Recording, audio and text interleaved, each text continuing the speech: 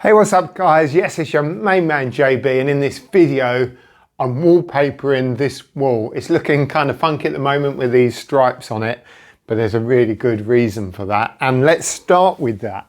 This is the paper we're putting up, and one of the biggest tips I can give you before you start the wallpapering is consider the colour of the wallpaper that's going on the wall and the colour of the wall, because this is quite dark. Obviously it's got this dark green in it.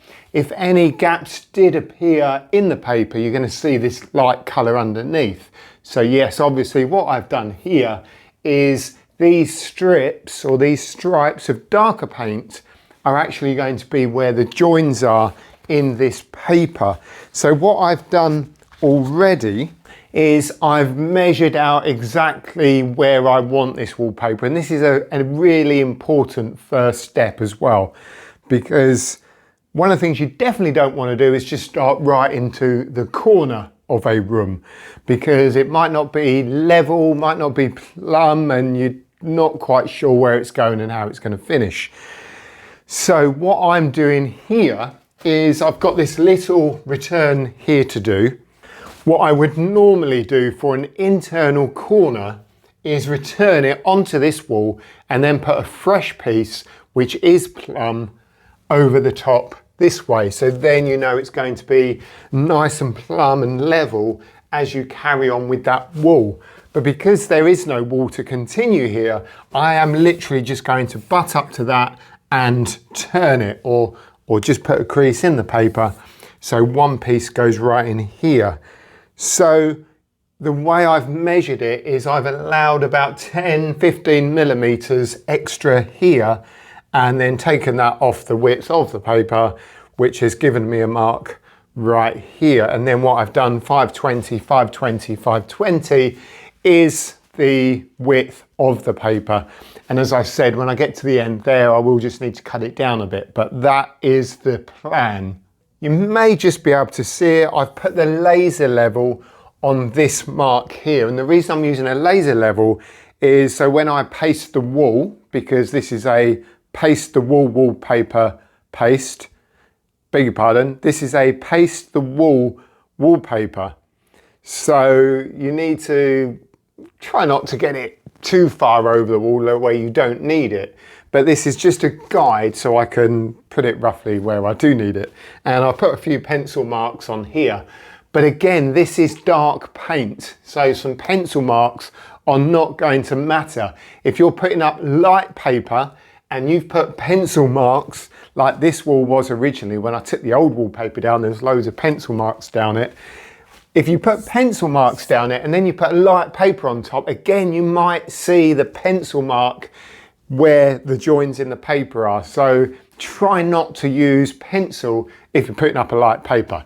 I've already mixed up my paste. This is a multi-purpose paste, so you can paste the wall and paste the paper with that paste.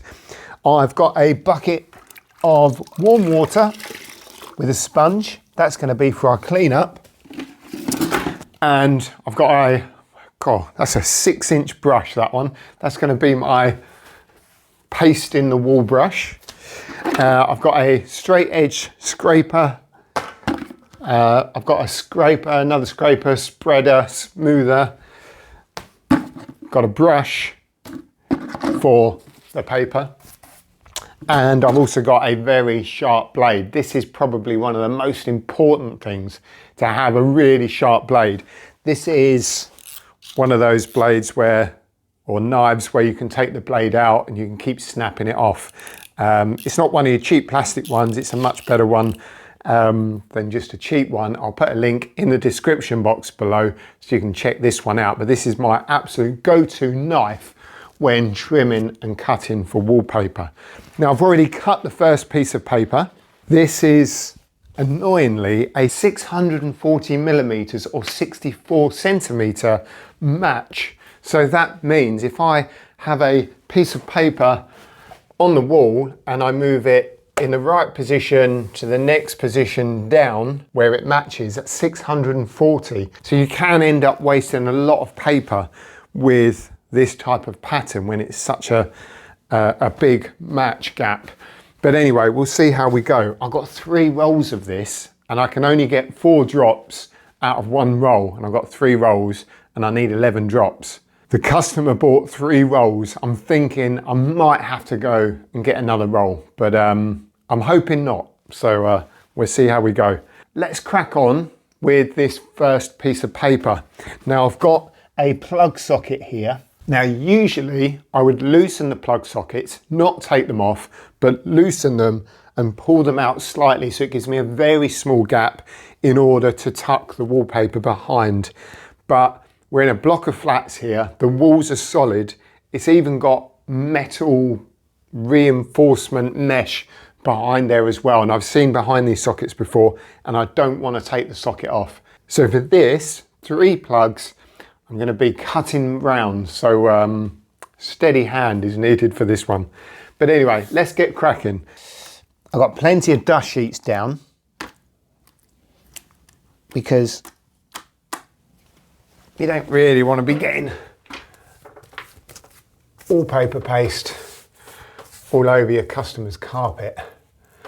I'm going to try and get it as close to the top as possible.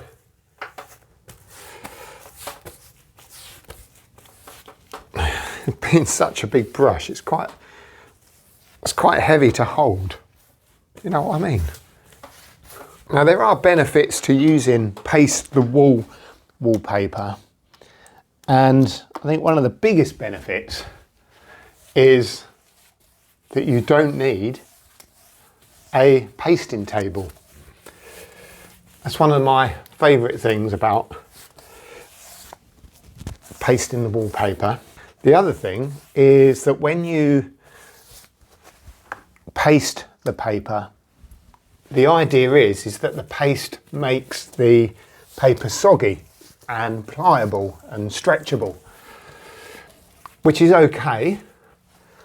However, when it comes to cutting it, if your paper has gone all soggy, it does make it a little bit tricky to cut it. You can end up snagging with the blade and it can make a bit of a mess.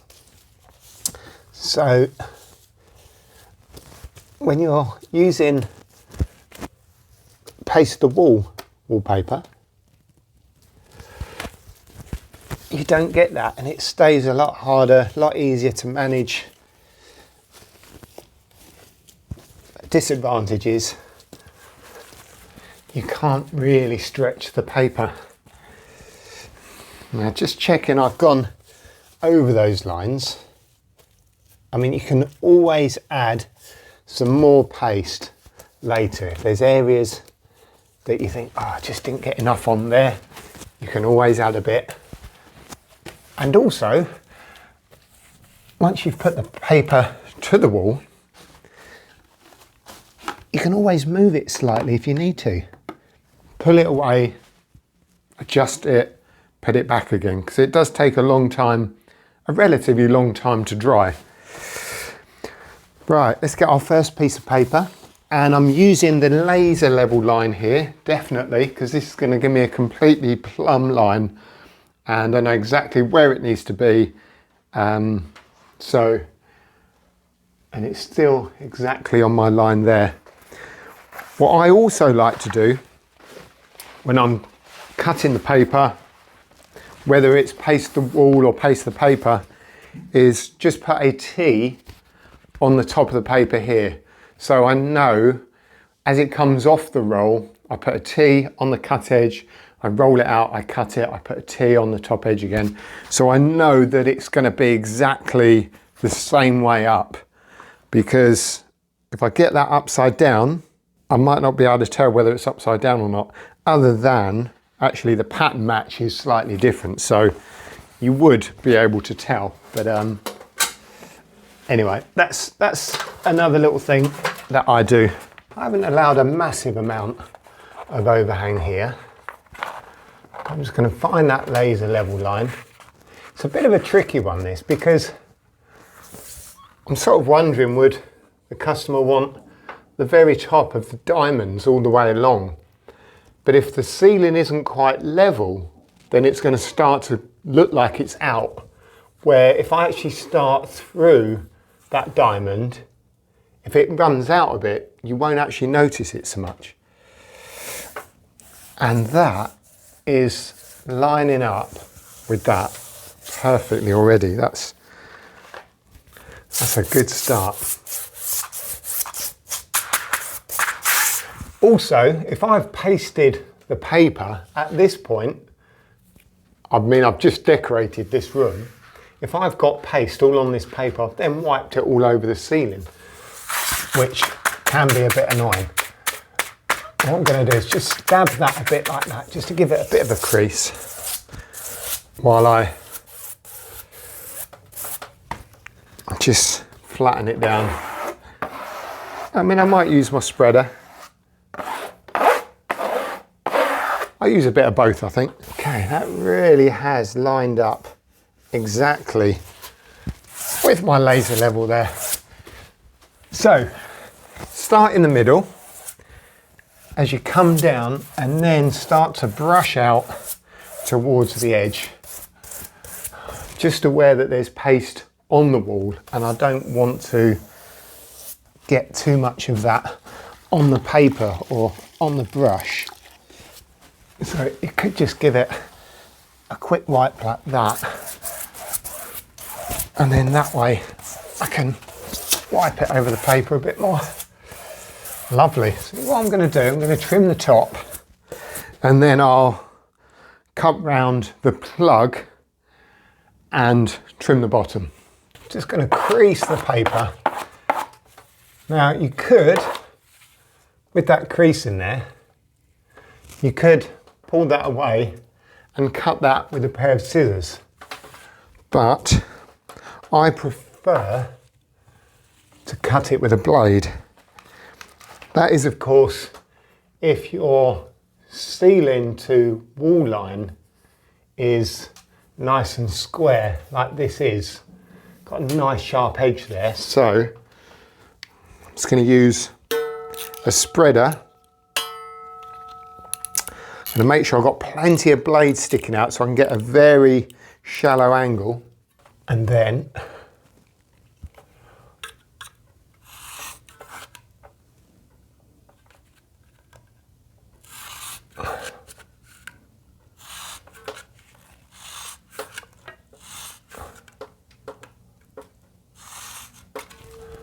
yeah, look at that. Look at that lovely crisp line. So I've just taken the top of this diamond off.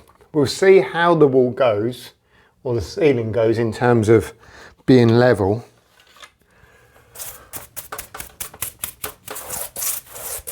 But I think that's the right decision. Perfect. Right, so with the paper all in position, I know the paper position isn't going to move, which is really important, because if you cut this out and then the paper needs moving, well, that's not going to be great. So what I'm going to do, I'm just going to put a hole in here so it just makes the paper a bit more manageable. I'm going to put a little hole here, which is just inside the outer edge of that plug socket, and you can already see that it's really, really close. So with the blade, I'm just going to cut that a little bit further. As I said already, this isn't my preferred method of going around sockets. I would much prefer to do it by pushing it behind.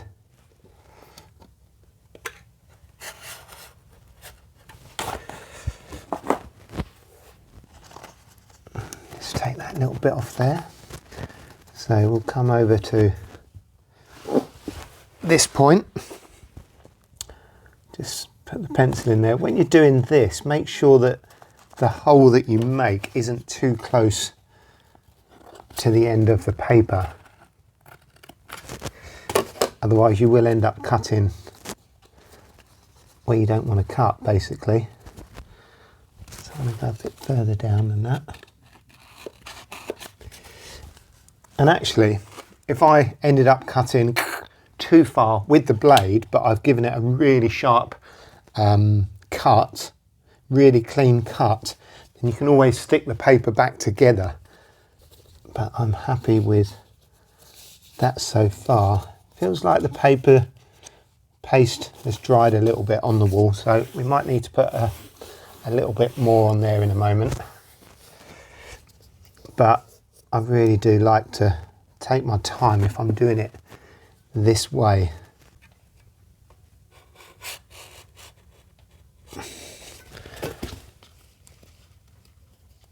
There we go, that's good.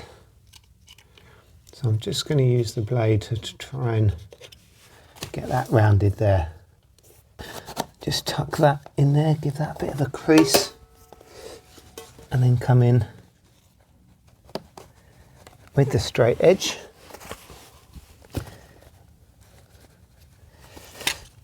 So underneath, not going to matter as much. Still want to get it good though. I'll just try and do a bit of a round here, just like that. And there we go, look at that.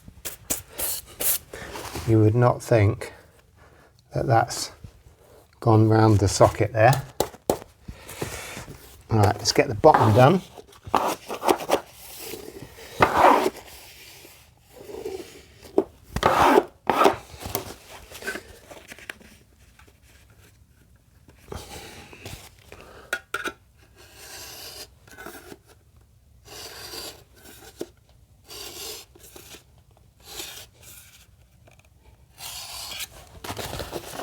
Boom, look at that.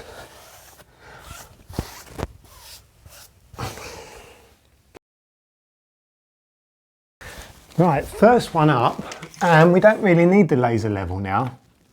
Not really, but what I'm going to do is just draw a few 52 centimetre marks just here. Just so it gives me a bit of an idea of where the next bit of paper is going to go. So the first thing I need to do now is to grab a piece of, or grab the roll, and just pop that on the floor there. And then I can get that roughly matched up, so you can see how much wastage I've got there. I'd probably only do about that much, but obviously I have to match it. So just holding that roughly in place, I'll come down without it moving, and I'm just going to put a little tear in it. Tiny little tear in it. Now I wouldn't normally do it on here, but I'm doing it so you can see. What I'll do is just find the tear and then just fold the paper over straight and then just crease it like so. Yes, it would be easier if I had a pasting table, but I don't need a pasting table and it just gets in the way. I'm just putting top on the end of that. I know I don't need to. I know I don't need to because I wouldn't be able to match it upside down. It's just habit. So the issue we've got here is obviously we don't want to end up with lots of paste on that piece of paper. Not really. I mean, you can wipe it with your sponge and water, but ideally we want to get minimal on there. Splat all over the floor that went. That's why we put dust sheets down. Now when I brush it and use the spreader to put the paper against the wall, what it will actually do is spread the paste towards the end. So there's a tiny bit of a gap down there where there isn't any paste, only a tiny, tiny gap. But actually the movement of the spreader on the wall, on the paper, will just force that paste out.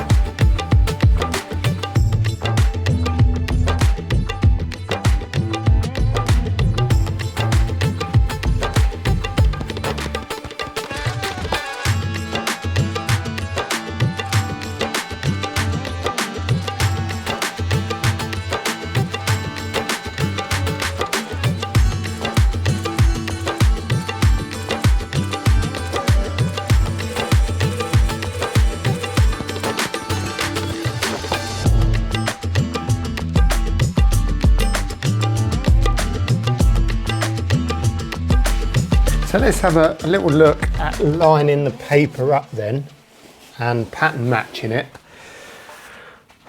So you really want to have your whole paper opened up like so. If you're using wallpaper that's paste the paper, usually you'll fold it over because that allows the paste to sink in and soak into the paper. But when you're using paste the wallpaper, obviously you don't do that. So what you want to do is obviously start at the top. I have trimmed a bit off the top of this one because the match was quite far out and I didn't want a massive bit hanging over. So I did just trim the top a little bit here. But just start off keeping this end away from the wall and just roughly get the height that it needs to be by joining up the first bit of pattern like so. And then very slowly and gently, cautiously, just come down, just sort of check the next bit and then go back up. And then once you're happy with this bit, what we can do is just get a bit more of the paper against the wall. But don't go too mad because we might need to move the bottom of it yet. If it hasn't stuck to the wall already, we can just start to come down a bit further. See, this has just gone over the paper very slightly, so I'm just needing to gently pull it back. You can see the dark colour behind here, which isn't great if there was a gap like that, but if there was, at least you've got that dark paint behind there. So all I'm doing now is just pushing that pattern together and also checking the height of it. Now sometimes the match will be really good here and it may start to go out very slightly. The one thing you can do about that is to focus on the match that's more at eye level and not worry too much about what's going on down here or what's going on up here. But that actually looks quite good. There's a few air pockets in here, so I'll just push those out. I'm going to push those away without pushing the paper too far as well, because if I start pushing the paper, then we'll start to get a gap. But that's actually looking really good there, and I'm hoping from your view that you can't actually see that join.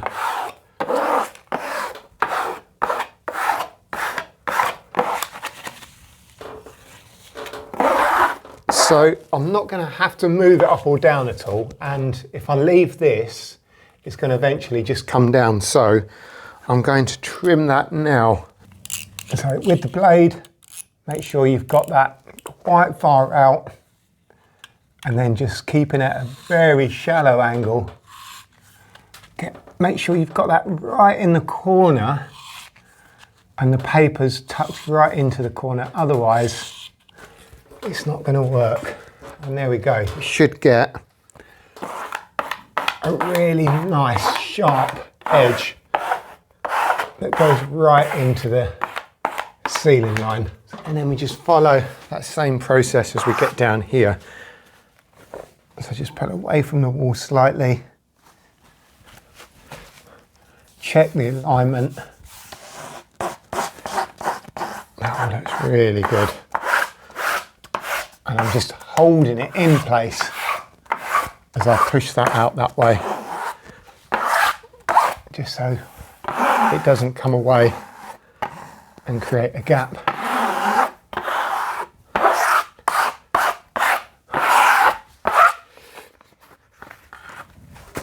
Okay, final bit. Just needs pushing over a little bit here. Again, hold it in place.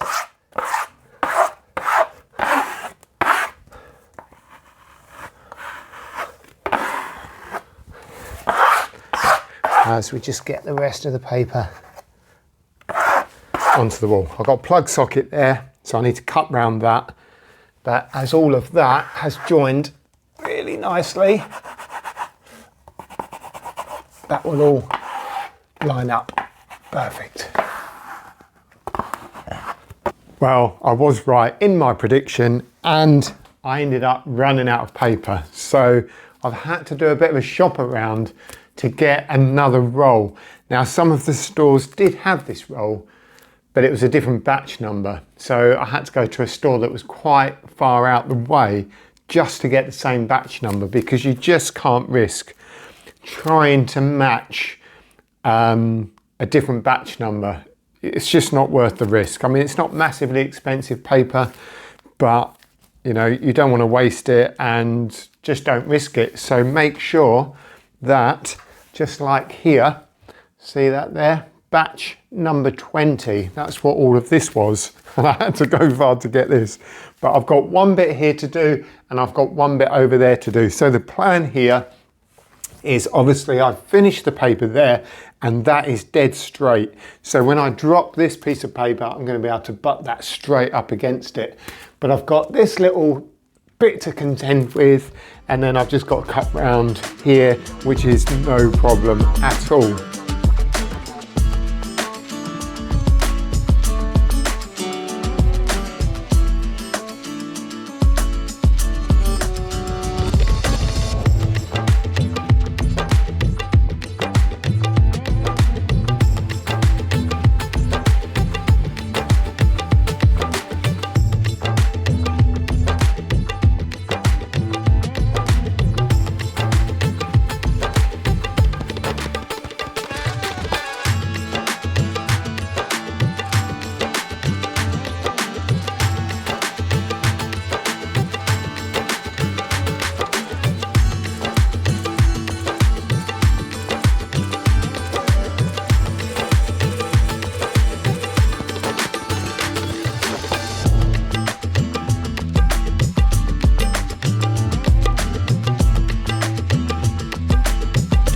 Okay, so there we go, all finished. I've got the last two bits done with the new roll that I had to get, but I'm glad I did, because I just didn't want to risk getting one that wasn't the right batch.